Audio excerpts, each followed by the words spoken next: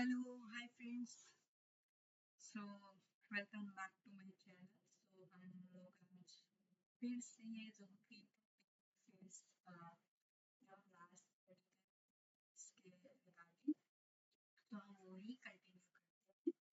Fields में हमारा जो लास्ट डिस्कशन थी वो था हमारा सब फॉर्म, फॉर्मूला फील्ड और लुकअप पार्ट।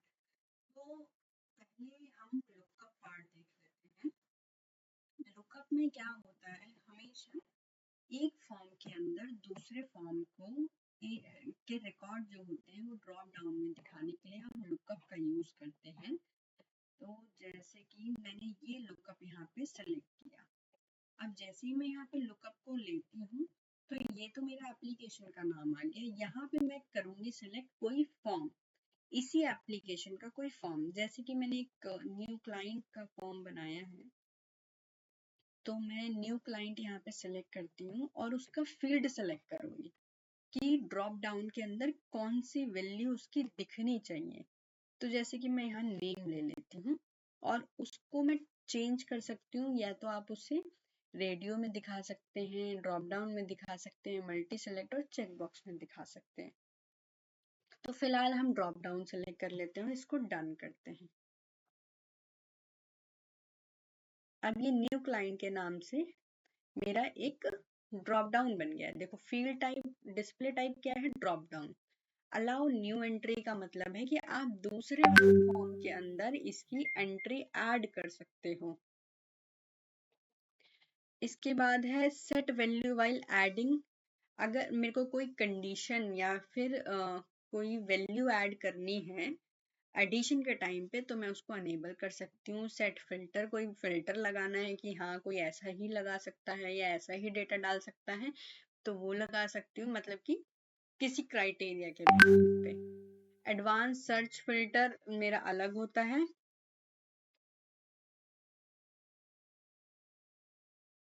यहाँ पे ऑप्शन एक दिया है by directional relation. By directional relation का मतलब क्या है, अगर मैं इसको अनेबल करती हूँ तो जो फॉर्म मैंने यहाँ बनाया है वही फॉर्म मेरा वहां, मतलब कि वही ड्रॉप डाउन मेरा उधर भी बन जाएगा। वो भी किस नाम से, रजिस्ट्रेशन के नाम से। अब जैसे हम यहाँ पे इसको सेव कर लेते हैं, फिर मैं दिखाती हूँ यहाँ पे चीजें किस तरीके से मैनेज हो। अब मैंने इसको डन कर दिया। डन करके हम आगे देखते हैं। मैंने जो ड्रॉप डाउन में फॉर्म सेलेक्ट किया था वो फॉर्म मैंने क्लाइंट का सेलेक्ट किया था। तो जैसे कि ये लेते हैं,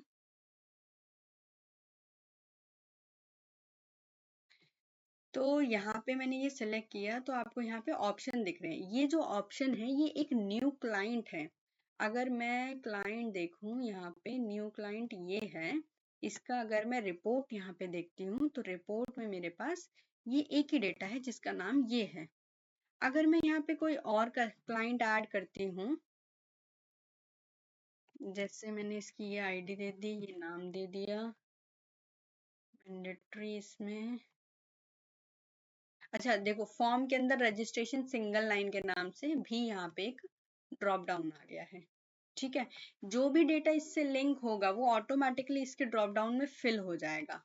वो मैं अभी दिखाती हूँ किस तरीके से होगा। यहाँ फॉर्म में नहीं हुआ है, रिपोर्ट में दिखाई देगा वो। अब मैं इसको एक्टिव ले लिया, ये ले लिया, फोन ले लिया और इसको सेव कर देते हैं। अब मैंने ये सेव कर दिया, 2 रिकॉर्ड हो गए। अब अगर मैं रजिस्ट्रेशन में जाऊं और मैं इसमें 2 रिकॉर्ड दिखने लगेंगे मुझे। देखिए 2 रिकॉर्ड। अब ये जो ऐड न्यू वाला ऑप्शन है, जो मैंने यहाँ पे अलाउ न्यू एंट्रीज दिया था,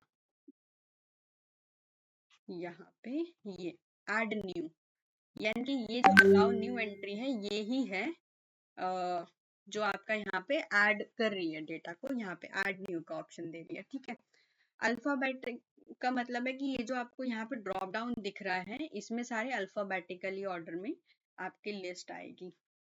अब जैसे आप ऐड न्यू करोगे तो आपको ना पॉपअप में वो वाला फॉर्म दे देगा। कौन सा वाला, क्लाइंट वाला फॉर्म।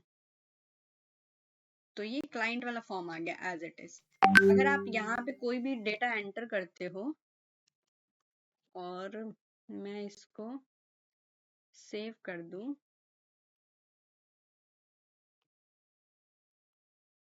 तो वही डेटा मेरा सेलेक्ट हो गया। अब अगर ये ZXC जो डेटा है ये आप देखो क्लाइंट के अंदर भी आ गया होगा, ये है। तो ये इस तरीके से काम करता है। अच्छा, अब मैंने एक रिकॉर्ड के अंदर ये ऐड किया है,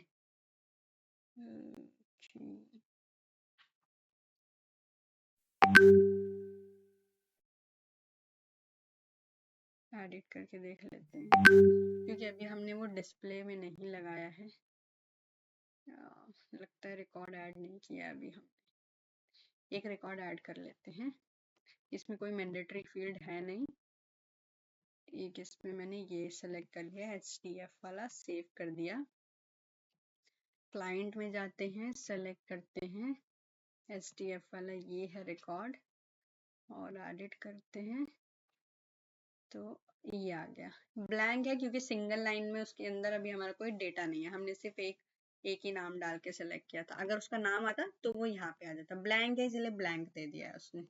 ठीक है, क्रॉस का साइन आ रहा है यानी कि एंट्री हो चुकी है उसके अंदर। जब आप सारा डेटा एंटर करोगे तो वो आपको क्लियर हो जाएगा कि वो ऑटोमेटिकली आ जाता है, उसकी नीड नहीं होती। बाकी सारे ऑप्शन वैसे ही हैं। नेक्स्ट आता है सबफॉर्म और फॉर्मूला। मुझे ये लगता है कि पहले आप लुकअप को ठीक से समझ लो, क्योंकि लुकअप के अंदर बहुत सा कॉम्प्लिकेशन आता है लोगों को कि फॉर्म कौन सा है, क्यों यूज हो रहा है। अच्छा, इसका सिनेरियो भी मैं बताती हूँ कि हम लोग क्यों यूज करते हैं लुकअप को। अब जैसे कि आप कोई ड्रॉप डाउन है, ये जो हमने ड्रॉप डाउन यहाँ पे एंटर किया था, ये अगर आपको 1,00,000 1,50,000 का डेटा है, अब मैं आपको बोलूं कि आपको यहाँ पे एंटर करना है, तो आप क्या करोगे, पहले ये सेलेक्ट करोगे, फिर यहाँ पे ये सेलेक्ट करोगे, यहाँ लिखोगे। तो आप इस तरीके से क्या कर रहे हो, एंट्री कर रहे हो। अच्छा, ड्रॉप डाउन में हमारे पास एडवांस चॉइस है कि आप इंपोर्ट कर सकते हो, कॉपी कर सकते हो, और यहाँ पे कुछ लिमिट्स भी हैं चीज़ों की। तो वो इस अकॉर्डिंगली आप चॉइस को, मतलब कि यहाँ पे जो ड्रॉप डाउन है उन्हें अपलोड कर सकते हो। लेकिन लुकअप का क्या एडवांटेज है, आपने एक और फॉर्म बना दिया है। जैसे हमने क्लाइंट का फॉर्म बनाया था, आपने एक फॉर्म बना दिया है, वो फॉर्म आपका कहीं और एंट्री हो रही है उस फॉर्म की, और आपने क्या किया है, उस फॉर्म को एज अ लुकअप दे दिया है यहाँ पे। तो क्या हो रहा है, जो रिकॉर्ड वहां पे लिस्ट में बनते जा रहे हैं, बनते जा रहे हैं, बनते जा रहे हैं, वो आपके यहाँ पे लुकअप में ऐड होते जा रहे हैं, होते जा रहे हैं, होते। तो वो वाला प्रॉब्लम होता नहीं है, मतलब इजिली हम चीजों को यहाँ पे मैनेज कर लेते हैं।